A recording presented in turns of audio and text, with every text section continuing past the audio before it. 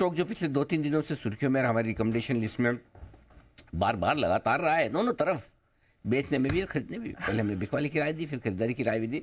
बिकवाली की राय दी तो इन्होंने दिल गार्डन गार्डन कर दिया, जोर से घटा। और जब बढ़ने का टाइम आया तो भी रुका नहीं, बढ़ने में भी आगे रहा। मंथली सेल्स नंबर्स के बाद जब इन्होंने भर भर के ट्रैक्टर बेचे हैं, समझ तो गए होंगे आप। नाम है महिंद्रा। M&M, यहाँ पर आई है रिपोर्ट यूबीएस की तरफ है। बहुत कुछ प्यारा प्यारा सा लिखा है इन्होंने महिंद्रा के लिए। क्या कुछ लिखा है, कुशल बताइए। सर बहुत ही बढ़िया कमेंट्री आती हुई दिख रही है यूबीएस की तरफ से, और मतलब जितने भी पॉइंट्स है ना वो मतलब लोग सोचते रहते हैं कि भाई ये सब कमेंट्री जो है यूजुअली इस तरह का बीट एंड डाउन स्टॉक, जैसे ऊपरी स्तरों से गिरा हुआ टेस्ला की एंट्री एंड बाकी जितना कंपटीशन है ना उसको इग्नोर करते हुए तमाम ब्रोकरेज हाउसेस भी हमने पहले देखा कि उनकी तरफ से भी व्यू पॉइंट यहाँ पर क्लियर था कि टेस्ला का कॉम्पिटिशन उतना नहीं बनेगा M&M के लिए।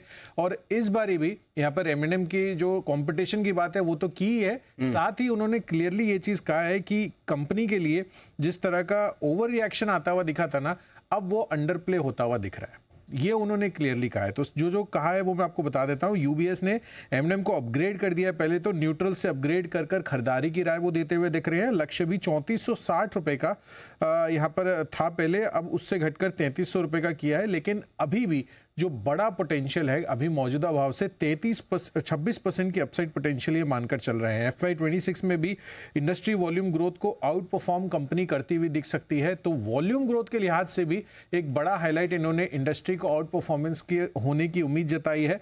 और 2% की ग्रोथ के सामने इंडस्ट्री के कंपनी 9% की ग्रोथ दिखा सकती है। तो आप समझ लीजिए कितना टाइम्स यहाँ पर जो ग्रोथ की आउट परफॉर्मेंस है इंडस्ट्री के मुकाबले वो M&M की होती हुई दिख सकती है FY26 में।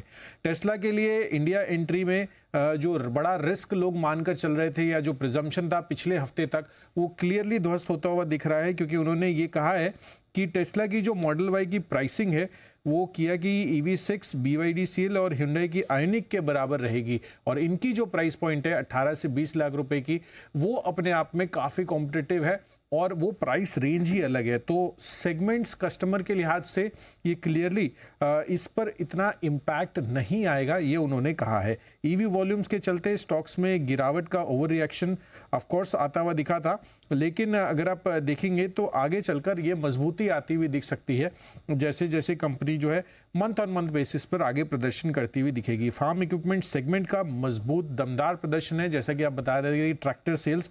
तो Q4 FY25 में इंडस्ट्री जो है 15% YOY बेसिस से बढ़ेगी, ऐसा मैनेजमेंट ने कहा है। तो इंडस्ट्री जब 15% से बढ़ेगी और कंपनी का रिलेटिवली बड़ा मार्केट शेयर इसमें है, तो यहाँ पर भी फार्म इक्विपमेंट वाली डिवीजन में भी कंपनी जो है क्लियर कट बड़े रूप में आउट परफॉर्मेंस कर सकती है। तो ट्रैक्टर स्पेस भी इनका काफ़ी दमदार प्रदर्शन कर सकता है। तो ये क्लियर है कि यहाँ पर जो जो पॉइंट्स पर मार्केट ने ओवर रिएक्शन दिया था वो चीज़ क्लियरली इनकी रिपोर्ट से ये साबित हो रही है कि आगे आने वाले समय में ये सभी ओवर रिएक्शन को पचाकर एक नया हाई भी कंपनी बना सकती है।